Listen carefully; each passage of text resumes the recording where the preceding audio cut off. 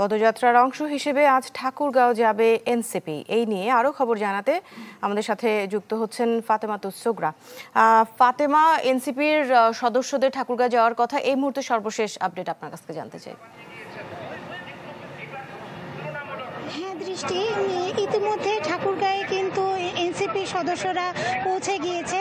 এখানে তাসনিম জারা, নাহিদ ইসলাম এবং সার্জিস আলম তারা সকলেই কিন্তু ঠাকুরগাঁও বাস স্ট্যান্ড এলাকায় এসে পৌঁছেছেন এবং সেখান থেকে আজ যেহেতু শুক্রবার জুম্মার নামাজের দিন, তারা ঠাকুরগাঁও মডেল মসজিদে কিন্তু তারা নামাজ আদায় করার জন্য ভেতরে ঢুকেছেন। আমি যদি আপনাদেরকে একটু দেখাই যে এখন আছি আমি ঠাকুরগাঁও মডেল মসজিদে, এরপর তারা সমাবেশে যুক্ত হবে।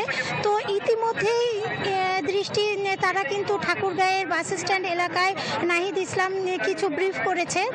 তিনি যেটা বলেছেন যে তারা যদি ক্ষমতায় আসে তো তারা কৃষকদের জন্য কাজ করবে। ঠাকুরগাঁও অত্যন্ত প্রত্যন্ত এলাকা, এখানে এটা কৃষি নির্ভর জেলা, যে কারণে এখানকার কৃষকরা যেন ন্যায্য মূল্য পায় সেটার জন্য তারা কাজ করবেন। এবং ঠাকুরগাঁও যেহেতু সীমান্তবর্তী এলাকা, এই সীমান্তে পুশিনের ঘটনা ঘটে, সীমান্ত হত্যার ঘটনা ঘটে, এই ঘটনাগুলো যেন আর না হয় সেই চেষ্টা তারা করবে এবং পুশিন বন্ধের তারা কিন্তু সচেষ্ট থাকবেন, এমনটি এই প্রতিশ্রুতি তারা জনগণকে দিয়েছেন। এবং তারা বারবারই একটা কথা বলেছেন যে নতুন নেতৃত্বের পথে তারা আসুক, জনগণ যেন নতুন নেতৃত্ব বেছে নেয় এবং তারা জুলাই যে ঘোষণাপত্র সেটি বাস্তবায়নের দাবিও তারা করেছেন।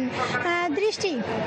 জি ফাতেমা, ধন্যবাদ আপনাকে আমাদের সাথে যুক্ত হওয়ার জন্য। আপনি যোগ দিয়েছিলেন ঠাকুরগাঁও থেকে। এসি কেনার কথা ভাবছেন? ভিশন দিচ্ছে যে কোনো এসিতে 15% নিশ্চিত ছাড়। এছাড়াও থাকছে মানি ব্যাক গ্যারান্টি নিশ্চয়তা।